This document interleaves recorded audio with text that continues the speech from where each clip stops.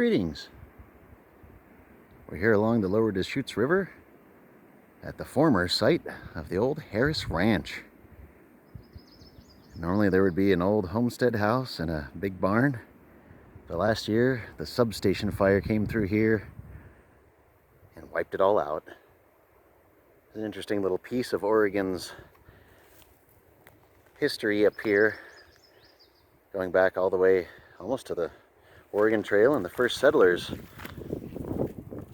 both sides of the river, woo, Columbia Gorge winds make it all the way up here. Both sides of the river used to be active rail lines. Originally, this canyon behind us here, Harris Canyon, was how wheat was taken by train down through this rugged canyon country to the rail lines to be transported down to the Columbia River. We're sort of here in the north central part of Oregon, which I guess you could call the breadbasket of Oregon. They grow a lot of grain here, mostly wheat. Millions and millions of dollars worth of wheat grown in this country, and a lot of it used to come right down through here, right along the Deschutes River, along the rail lines that used to run along here.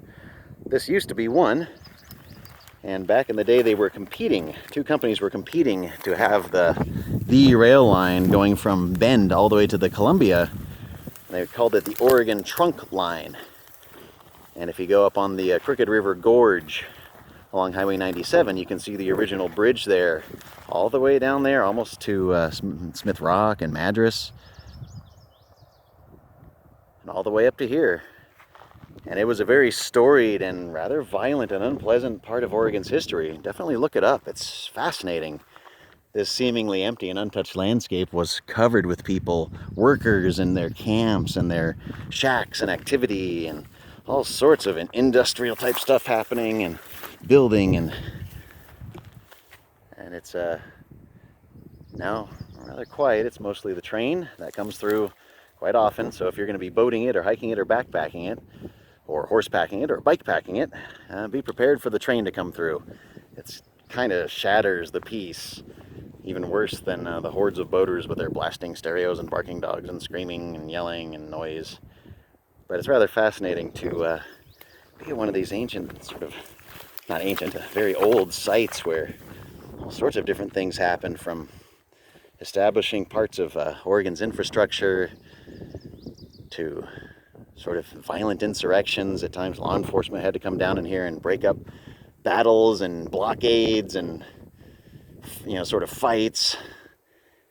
It's a little bit of Oregon history that most people aren't really too aware of, that at some point we had to build various infrastructure to make the state happen, and a lot of the history of it happened here.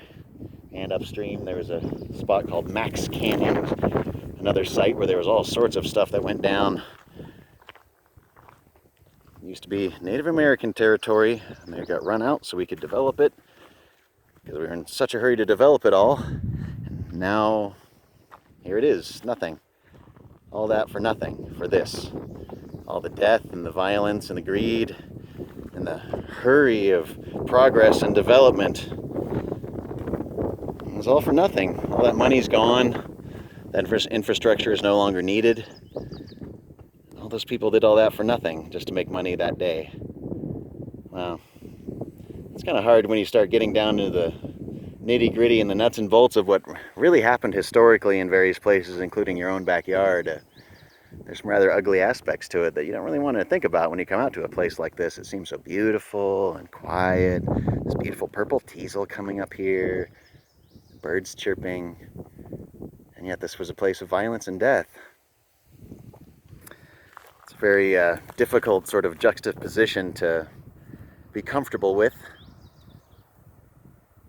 And it's kind of a shame that they weren't willing to protect the structure here from burning down. Never did get a chance to see it, and we thought maybe we might get a chance today. Guess not. But we better get up the hill here. We've got 1.5 miles and 1,700 feet with no trail. It's going to be a heck of a hike here in the sun. But we're up for it. It'll be an adventure, and it'll be a beautiful view every step higher we get, looking out across these incredible canyons here, the Deschutes Canyon. I want to thank you so much for joining us here. to enjoy this beautiful mid-July weather, take in a rather interesting and storied piece of Oregon's history along the Deschutes River, and unfortunately find the homestead we were looking for is gone, but we did find, as always, ants.